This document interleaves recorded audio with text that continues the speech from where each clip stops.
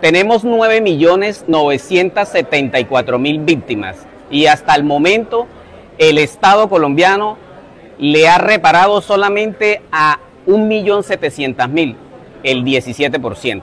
El gobierno del cambio es el gobierno que más víctimas ha reparado y la tarea que tenemos es seguir reparando de manera integral para que estas lamentables cifras y estos cuellos de botellas dejen de existir en nuestra entidad.